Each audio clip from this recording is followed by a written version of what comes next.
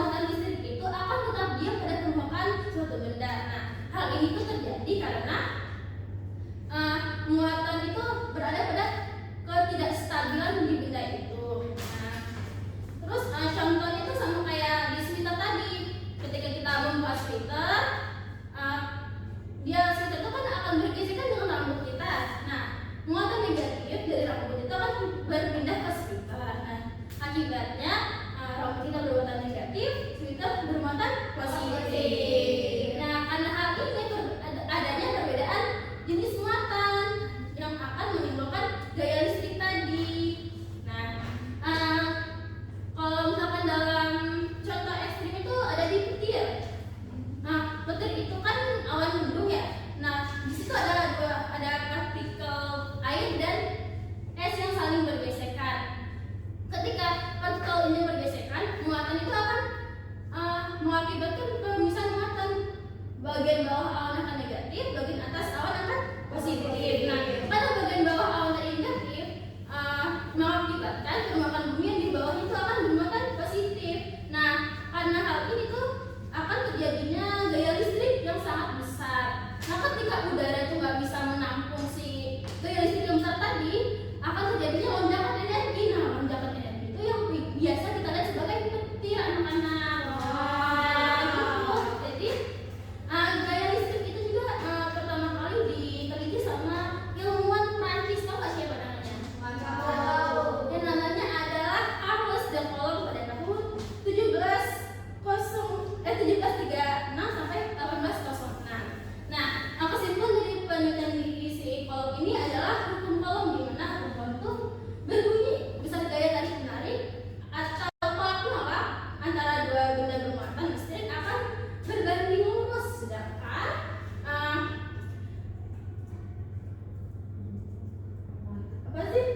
jarak antar muatan akan berbanding terbalik dengan gaya yang dihasilkan. Nah, persamaannya itu adalah F sama dengan K, ya. Nah, F sama dengan K I1 I2 F kuadrat. Nah, di mana F ini adalah gaya listrik, K itu merupakan konstanta yang besarnya itu 9/10 pangkat 9. Ini merupakan gaya listrik I1 dan I2. Ini jarak antara muatan listrik. Oke, selanjutnya anak-anak udah dapat kelompoknya masing-masing kan? Sudah. Di sini kita akan melakukan simulasi PET. Silakan di-scan ya. Itu ada LKPD-nya.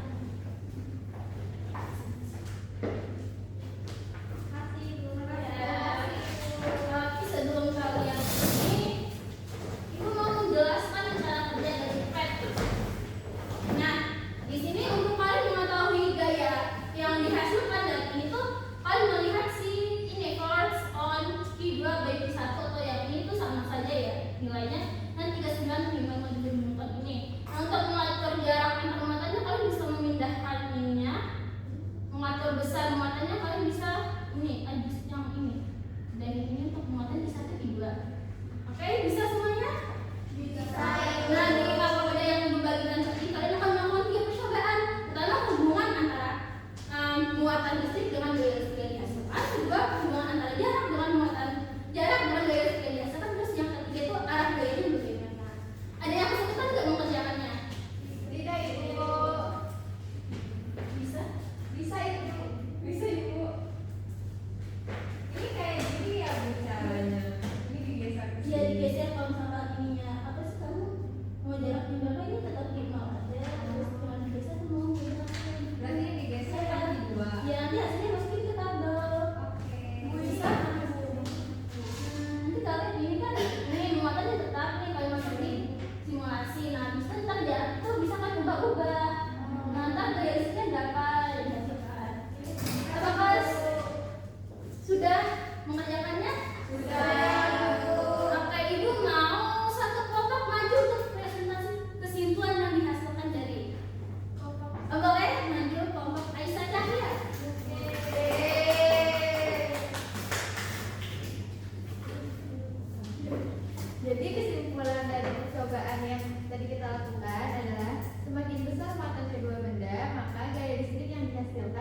semakin besar. Semakin jauh jarak antar muatan, maka semakin kecil gaya listrik yang dihasilkan.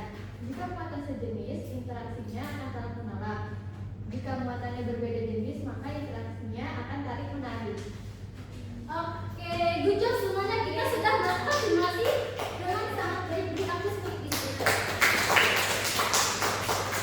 Oke, dari simulasi tadi kita jadi tahu ya bagaimana hubungan antara muatan dengan muatan listrik dengan gaya yang dihasilkan.